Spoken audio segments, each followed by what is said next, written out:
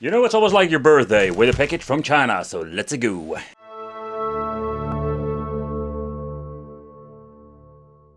Like many devices, it comes with a ROG chip 3566. That's a quad core running on 1.8 GHz. The Mali G52 MP2 for the GPU, and 5-inch display that is actually an IPS with a resolution of 1280 by 720, Wi-Fi, Bluetooth capable, and 8 hours of playtime. Today it's going to be a challenge recording from this device simply because of the crazy reflective front glass.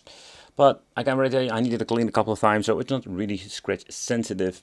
So when it comes to, let's say, overall performance, yeah, we have all kinds of stuff that we can actually play. I think it's going to be great when it comes to, let's say, the 8-bit, 16-bit stuff, but when you're getting into that Thomas Wave, PlayStation Portable, there we're going to be having some struggles. So the menu, it runs all on GelOS, and I love this. This is kind of an emulation vibe going on. It's so much easy, let's say, to basically go into the menu and change things out. So in here we're finding game, let's say aspect ratio, the filters, everything can be changed out throughout the system or in certain emulator. It's absolutely great. Sound settings, network settings in here. We can go to the Wi-Fi if you can actually. But if you're looking at everything, Moonlight, gaming, streaming, the scraper, everything is here. So it's going to be absolutely easy to, let's say, add new games. And if you want to start into scraping, you can do that fairly easy. So in here we're having all kinds of different games that you can actually play, but it looks kind of cool. If you scrape it and having the right thing set up, you can just have like a very cool text with it, and preview picture, and even a box art. And sometimes they even implement it when it comes to some movies, but that is not with every single system. But yeah, we're going to do some testing just to see what it is. The old school Atari stuff will run just fine on this, and the same goes for 8, 60 bits. I will just check out some games, but I just don't want to focus too much on that. So one of the awesome features that's implemented in GelOS is that actually when you're going to be booting up a game, you have the option to start a new game, and if you're going to make a quick load, quick save, you can just start from there. And then just the overall experience of the layout is so convenient and absolutely great. Well, like I mentioned before, Powkiddy products, it's going to be a hit or miss with these things. Sometimes it's absolutely amazing, and sometimes it's absolutely one rubbish piece of crap. So first impression is that this thing does have a very nice weight to it, and the Max 3 is the new edition. Ooh, this thing looks even better than like on the picture. Like I have this translucent fetish thing going on. I need to have all these like translucent cases or metal ones. I love that. But the thing is, I think just the overall look of it, like it's this light blue kind of an overall. Yeah, well, you know, whatever, it doesn't matter. So let's do a quick, let's say, field test. And yeah, it's kind of small, so the comfortability will not be the best so far, I can feel. Give you an idea, like with the Odin, it's bigger, so it's going to be more comfortable to use it when it comes to the shoulder buttons. So first of all, when you're looking at the shoulder, and yeah, we have this trigger look thingy, but it is not a trigger button at all. You can just feel the membrane underneath, where we just have directly a micro switch underneath the shoulder buttons. Not a bad thing. And the D-pad, ooh, that thing feels very nice too. The D-pad has a very nice resistance, and we do have like a little bit of a wiggly to it, but I really like it. So I'm very wondering, is this thing actually going to be performing great in fighting games and so? So at the left and right side we're going to get ourselves the Nintendo Switch looking joysticks over here, and yeah, there's nothing special about that. But how about the A, B and XY buttons? So over here we do have an okay nice touch to it. So this is the wicked like feeling ASMR test. I'm just loving to pressing the button like this. And that has the reason because when you're looking at the form factor, but also the way how it actually feels when you're going to be playing and just playing and wiggling between the buttons itself, you can just feel it. Also when it comes to the travel is a very long one, and the touch itself, it's okay, you know. But it's actually what it is when the ABXY, it's okay. At the front we're also going to be finding the select and start, and they position them absolutely great over here. You can just press them fairly easy, and I'm very glad they did. At the bottom we're finding the 2 SD cards, and we're having 2 USB-C and stereo speakers, and they sound absolutely amazing on this.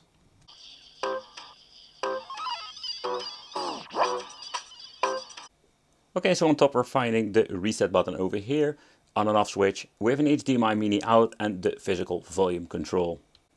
When powering on, we're finding over here the LED, and to be honest, I'm not a big fan of having LEDs on the front. With the translucent case, it's not really annoying, but I'd rather have like an LED on top somewhere that is more easy actually to use, or I don't want to look into the LED, especially when it's going to be very pitch dark.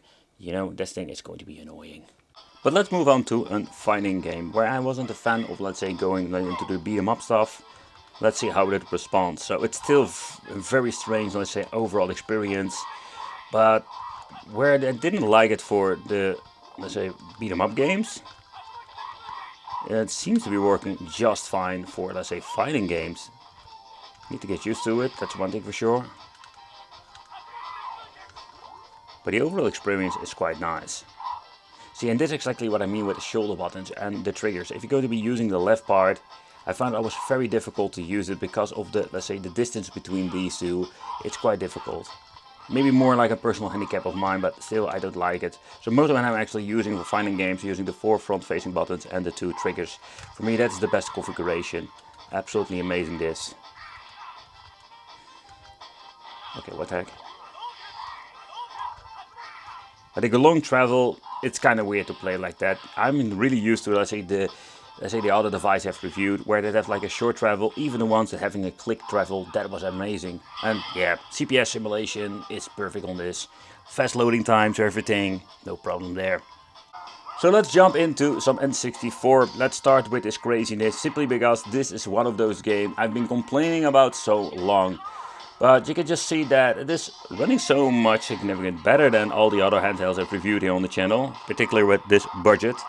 Of course it still stutters, don't get me wrong, it's still not perfect, so games like in GoldenEye will have a lot of problems. That's the reason I'm always testing like the Cruising USA. I just love this game, by the way. The soundtrack, everything. It slows down, but not to the point I cannot really enjoy it, because in the past we have seen so many devices struggle to the point that makes these games unplayable. But pressing select start will give you the option to go back to the main menu, and let's get into, let's say, some other gaming. And you will see with N64 trying a different game. Let's grab Cruising USA World or Exotic. Oh, World is not on there, doesn't matter. Let's check out and let's try this one.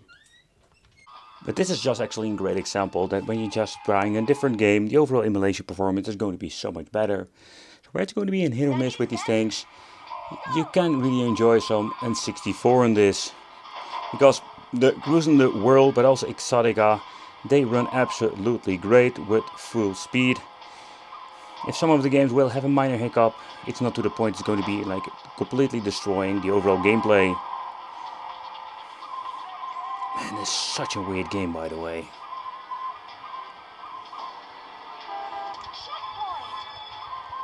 If you're going to be playing this with the D-pad. So for racing games I do like it. Doesn't really help my overall gameplay, but yeah. But this is a great example how you do have some N64 games that seem to be running just fine. But when you're looking at the JetOS, it's absolutely amazing. For example, when you're pressing the Y over here, we can have the option to even search. So let's say I want to be searching for the Gator pinball. If I'm saying it correctly, we can just go to Gator and just see what happens. And let's press enter. The game is not on here, doesn't matter, but it is actually kind of cool. You can just search fairly easy, and of course make like you can make even like a favorite list and etc. on this device. Okay, so if you want to play some Game Boy, I'm just going to be honest, like it's absolutely awesome to play actually some Game Boy on here. Oh, by the way, this V-Rally game has the best soundtracks I've ever heard of the Game Boy Color, especially when it comes to the selection of the car itself.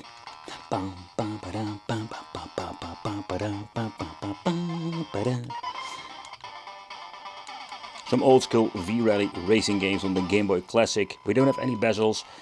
I think you can even implement those if you want to.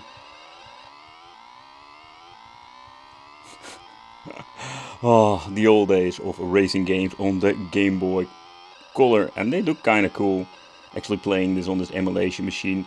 But still, if you're going to be looking into these games, I do want to is it not better to play them on those Game Boy clones than actually on, let's say, a landscape device? You can just a screen with having 2 black bars. Yeah, it doesn't really make any sense.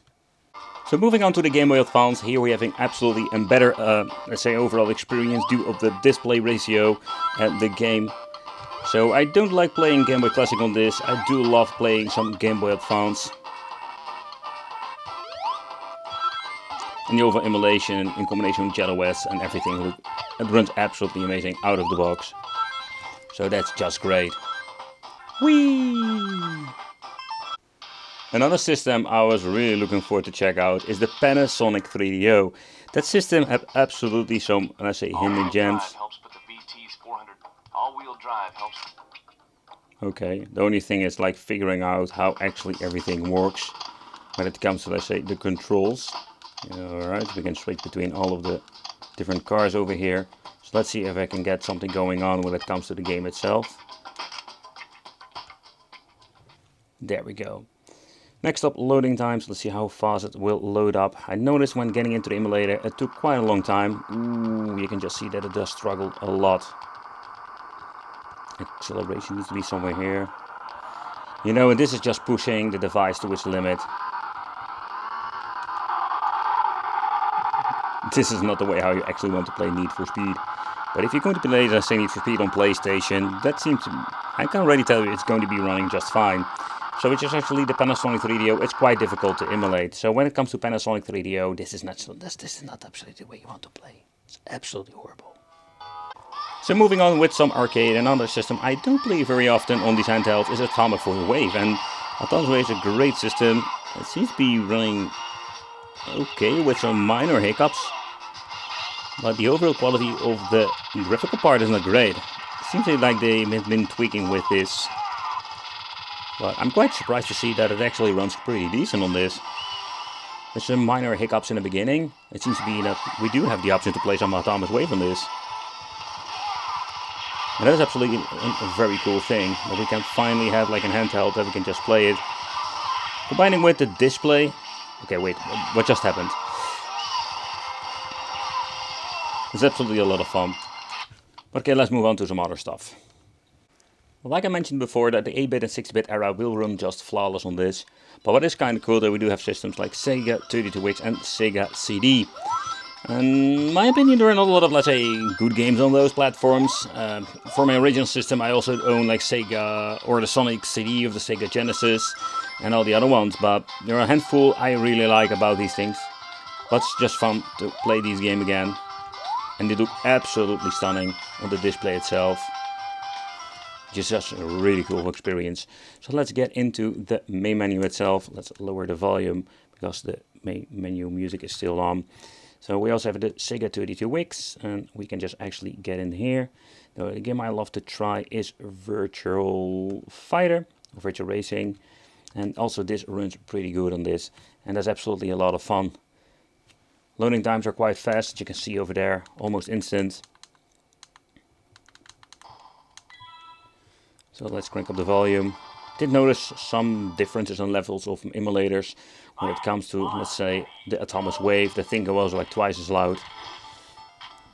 But for Sega Genesis, 32X, Sega CD, if you love these like devices for that, this is just going to be absolutely amazing.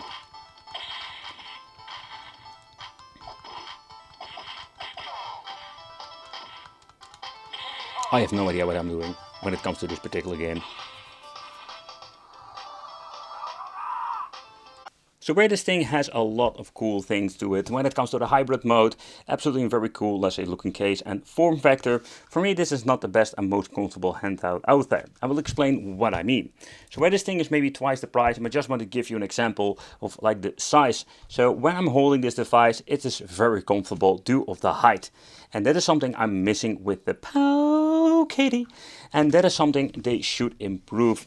For example, we're having the Odin, another device that is slightly different, but also very comfortable when it comes to the form factor. Still, the RG556 is one of my favorite ones at this moment, and it's absolutely great. Also, when it comes to the shoulder buttons, it has such a nice touch to it. So where you're having this problem that you just need to press it a little bit harder, and that's absolutely a massive difference. However, I think it's still a very cool piece of equipment. Don't mind, like the RG556 is double the price of this thing. But when it comes to the overall, let's say, the way how it works with the Gel OS, it's absolutely amazing. Plug and play, it works absolutely amazing. Beautiful display, good audio, not the best one.